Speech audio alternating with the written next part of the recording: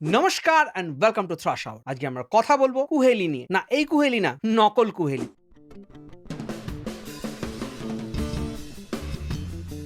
কুহেলি এমন একটা সিরিজ যেটাকে রিভিউ করার যোগ্যতা, ক্ষমতা, সময়, ইচ্ছে কোনোটাই আমার নেই, কিন্তু তাও করতে হবে। সেটার একটাই কারণ, 1971-এর তরুণ মজুমদারের ক্লাসিক কুহেলি ঠিক কয়েক মাস আগে একটা কাজ এসেছিল। আদালত একটি মেয়ে, একই রকম ভাবে একটা এক্সিস্টিং ক্লাসিকের নাম নিয়ে সেটাকে নিয়ে জাস্ট ছেলে খেলা করা হয়েছে। অদিতি রয়ের পরিচালিত 2026-এর হইচই ওয়েব সিরিজ কুহেলি অরিজিনাল কুহেলির আশেপাশেও আসে না। এটার না স্টোরি, না থিম, না কনসেপ্ট, কোনোটাই ওই ফিল্মের মতো না। জাস্ট দুটো ফিল্মের নাম এক, কারণ নতুন নাম ভাবার যোগ্যতা আজকালকার পরিচালকদের নেই। কুহেলি 7খানা এপিসোড, প্রত্যেকটা এপিসোড মোটামুটি 20 থেকে 25 মিনিটের, এবং নেগেটিভস ডিসকাস করার আগে স্টোরিটা ছোট্ট করে বলিনি। কুহেলি হচ্ছে একটা হিল স্টেশন, সেখানে 3 বোন রয়েছে। সেখানে যে মেজো বোন, তার হাজবেন্ড হচ্ছে কৌশিক সেন। সিরিজের শুরুতে দেখা যায় যে উনি সুইসাইড করেছেন অ্যাপারেন্টলি, এবং সেখান থেকে ইনভেস্টিগেশন শুরু হয়। মোটামুটি একটা হু ডান ইট কনসেপ্ট। প্রথম থেকে আমরা বুঝতে পারি বা দেখতে পাই যে হয়তো এই 3 বোনের মধ্যে একজনই খুনটা করেছে, বা 3 জনে মিলে করেছে, বা অন্য কেউ করেছে। Everyone is under the radar, এবং এই কেসের ইনভেস্টিগেটিং অফিসার হচ্ছেন প্রিয়াঙ্কা সরকার। তো মোটামুটি কনসেপ্টটা শুনে আপনারা একটা জিনিস তো হয়তো বুঝতে পেরেছেন যে 2024-এ রিলিজ হওয়া দৌপাত্তির সাথে এই স্টোরির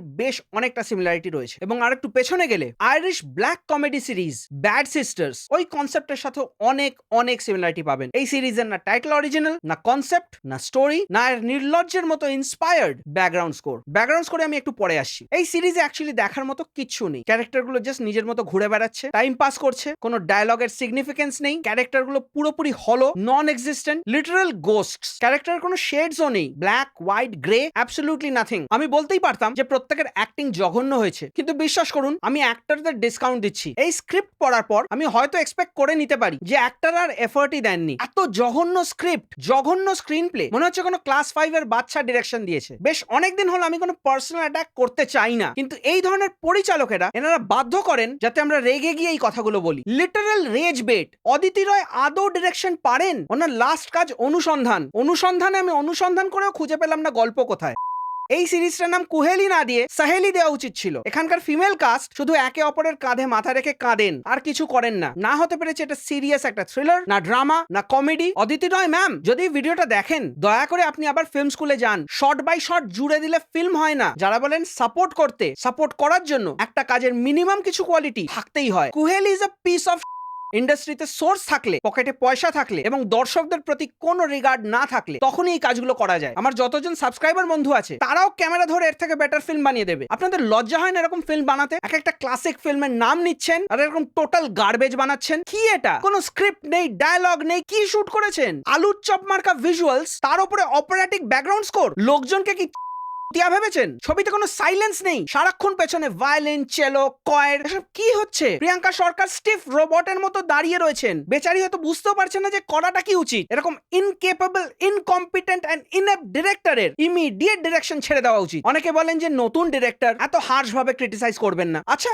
নতুন ডিরেক্টর একবারে শুভশ্রী গাঙ্গুলিকে সাইন করে নিল, একবারে হইচইতে চান্স পেয়ে গেল। কোথাকার নতুন ডিরেক্টর? কুহেলির থিম মিউজিক কি জানেন? জন উইলিয়ামসের ক্যারল অফ দ্য বেলস, সেই আইকনিক হোম অ্যালোনের থিম একদম নির্লজ্জের মতোটাকে ইউজ করেছে। ভিলেনের কি ক্যারেক্টারিস্টিক থাকে, হিরোর কি ক্যারেক্টারিস্টিক থাকে, একটা ক্যারেক্টার কিভাবে লিখতে হয়, কিভাবে প্লট সাজাতে হয়, এগুলো ফিল্ম স্কুলের ফার্স্ট ইয়ারের স্টুডেন্টরা অনেক বেশি জানে। কোনো একটা কনসেপ্ট হিট হয়েছে, কোনো একটা কনসেপ্ট চলেছে, সেখান থেকে চুরি করে বা সেখান থেকে ইন্সপায়ার্ড হয়ে কোনো কাজ বানালে একজন ফিল্ম মেকার হওয়া যায় না। একটা গল্পের মাথা মুন্ডু কিছুই নেই, এরকম ভুড়ি সিন আছে। আমি জাস্ট একটা এক্সাম্পল দিচ্ছি। এই গল্পে যে ছোট বোন, তার হাজবেন্ডের একটা অ্যাক্সিডেন্ট হয়, মানে কৌশিক সেন অ্যাক্সিডেন্টটা করায়, এবং তার জন্য তার দুটো পাই বাদ হয়ে যায়। কিভাবে হয় জানেন? গাড়িতে অ্যাক্সিডেন্ট হলো, বাড়িতে ফোন এলো, হসপিটাল থেকে বলছি দুটো পা বাদ দিতে হয়েছে। পা বাদ দিয়েছিলেন নাকি ডিরেক্টরের ব্রেনটাই বাদ দিয়ে দিয়েছিলেন? আবার এত ইনকেপেবিলিটির মাঝখানেও উনি সিরিজটাকে নন লিনিয়ার রেখেছেন। যেখানে লিনিয়ার ফরম্যাটেই স্ক্রিন প্লে মলমূত্র ত্যাগ করছে, সেখানে নন লিনিয়ার। ভেবে দেখুন, কারুর কোনো এনার্জি নেই, কোনো এফর্ট নেই। অবশ্য হবেই বা কি করে? এরকম ডিরেক্টর হলে আমি যদি অ্যাক্টর হতাম, ওই কৌশিক সেন ফিল্মে যা করেছে আমি ওটাই করতাম। একজনকে ভিলেন দেখানো হচ্ছে, অথচ যে ভালো ক্যারেক্টার সে চিট করছে। ভিলেন সেটা ধরে দিচ্ছে বলে সে ভিলেন। সিরিজে বলা হচ্ছে it was just a case and everyone is justifying it. Villain logical কথা বলছে, এবং সে ভিলেন কম কনস্টিপেটেড বেশি লাগছে। কৌশিক সেন একজন পুলিশ অফিসার, তার বন্ধু সিকান্দার, এরা দুজন সারাদিন লোফারের মতো ঘুরে বেড়ায়, কোনো কাজ করে না, থানাতে তো দেখাই যায় না। অনেকে আবার বলেন যে লজিক কেন খুঁজছেন, এন্টারটেইনমেন্ট খুঁজুন। পাইনি দাদা, আপনি যদি পান আপনি কুহেলিতে চলে যান। একদম ফাইনাল ক্লাইম্যাক্সে যে টুইস্টটা রয়েছে সেটা মোটামুটি ডিসেন্ট, স্টিল তার এক্সিকিউশন একদমই হরেবল, এবং বিকট ভাবে লাস্টে আবার একটা সিকুয়েলের জায়গা ছেড়ে রাখা হয়েছে। হাতে গুনে 5 জন হয়তো এই সিরিজটা দেখবে, এনাদের এতটাই ওভার ওভার কনফিডেন্স, এনারা ভাবছেন সিকুয়েলটা বা লোকে দেখবে, সিকুয়েলটা অ্যাপ্রুভ হলে দিদির নাম কি দেবেন, বা হেলি।